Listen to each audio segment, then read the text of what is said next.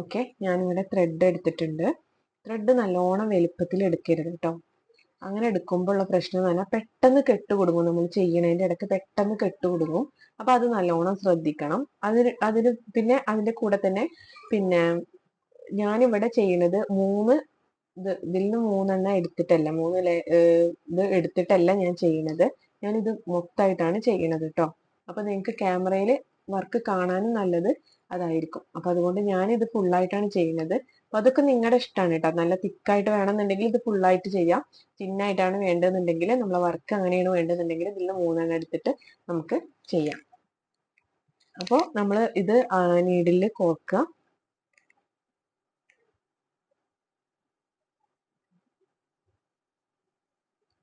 ഇതുപോലെ. പിന്നെ നമ്മൾ സാധാ നീഡിലിൽ നമ്മൾ ത്രെഡ് കോർത്തിട്ട് ചെയ്യല് ഈ 2 അറ്റം കൂട്ടിയിട്ടാണ് നമ്മൾ കെട്ടിട്ട് കൊടുക്കുക. ഈ ഒരു 2 ഇതും കൂട്ടിയിട്ടാണല്ലോ നമ്മൾ എപ്പോഴും തുന്നണത് ചെയ്യല്. ഈ 2 ലെയർ ആക്കിയിട്ട് ഇവിടെ കെട്ടിട്ട്, ഈ എംബ്രോയിഡറി വർക്ക് ചെയ്യുമ്പോൾ നമ്മൾ അങ്ങനെയല്ല ചെയ്യുക. ഒരൊറ്റ ലെയർ ഒന്ന് ഇതുപോലെ ഇങ്ങനെ ഇടലാണ്.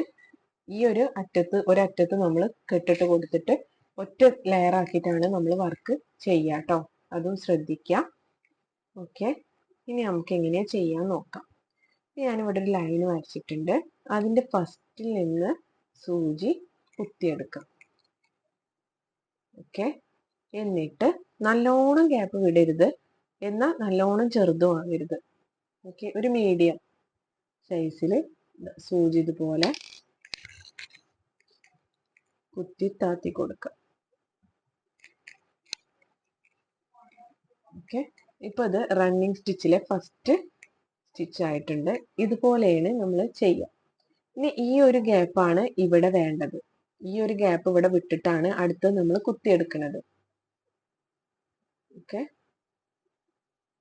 ഈ ഒരു ഗ്യാപ്പ് വിട്ടിട്ട് നമ്മൾ ചെയ്ത ആ ഒരു സ്റ്റിച്ചിന്റെ ലെങ്ത്തിനനുസരിച്ചിട്ടുള്ള ഗ്യാപ്പാണ് ഇവിടെ വിടുന്നത്. എന്നിട്ട് അടുത്ത്.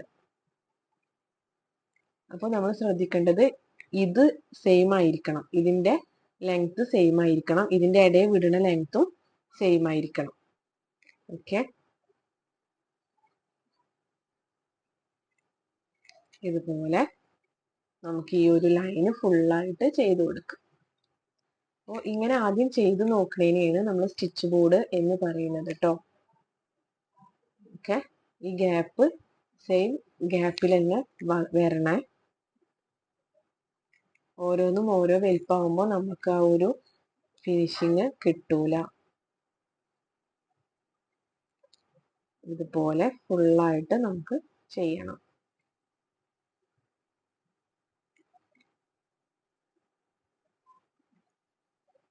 ഇതാണ് റണ്ണിങ് സ്റ്റിച്ച് കേട്ടോ. ഫസ്റ്റ് ബേസിക് ആയിട്ടുള്ള സ്റ്റിച്ചാണ് നമ്മൾ എംബ്രോയിഡറിയിലെ.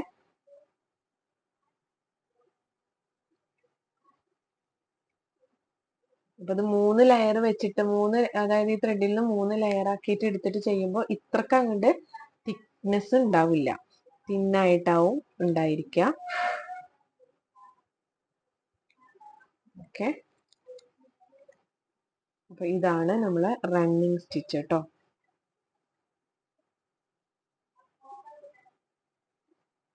ചെയ്യുമ്പോൾ നമ്മൾ ശ്രദ്ധിക്കേണ്ടത് ഒരേ വലുപ്പമായിരിക്കണം. ഈ റണ്ണിങ് സ്റ്റിച്ചുകൾ എല്ലാതും ഒരേ വലുപ്പമായിരിക്കണം. ഇതിന്റെ ഇടയിൽ വിടുന്ന ഗ്യാപ്പും ഒരേ വലുപ്പത്തിൽ ആയിരിക്കണം.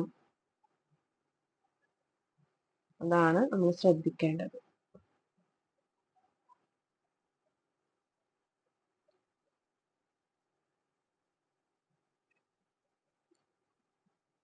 ഓക്കെ, ലാസ്റ്റിൽ എത്തിയിട്ടുണ്ട്. ഇവിടെ നമ്മൾ ഇതുപോലെ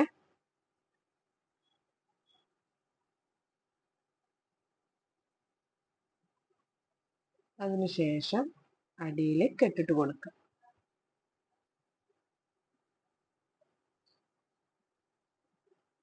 ഒരു ചെറുതായിട്ടൊന്ന് ഇങ്ങനെ സൂചി കുത്തിയില്ല എന്നുള്ള രീതിയിൽ കുത്തിയിട്ട്, അതായത് ജസ്റ്റ് ഇവിടെ കാണാത്ത രീതിയിൽ കുത്തണം.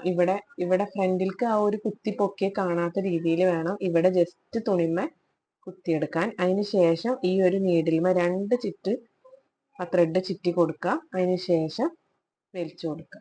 അപ്പൊ അതവിടെ കെട്ടായിട്ടോ. നമുക്ക് ത്രെഡ് കട്ട് ചെയ്തെടുക്കാം. ഓക്കെ, അപ്പൊ ഇതാണ് നമ്മുടെ റണ്ണിങ് സ്റ്റിച്ച്. ഫസ്റ്റത്തെ സ്റ്റിച്ചാണ് റണ്ണിങ് സ്റ്റിച്ച്. ഇനി നമുക്കിത് പിക്ചറിലേക്ക് ചെയ്യുന്നത് എങ്ങനെയെന്ന് നോക്കാം. അതായത് മോട്ടിഫ്, ഇതിന്റെ മോട്ടിഫ് എങ്ങനെയാന്നുള്ളത് നോക്കാം കേട്ടോ.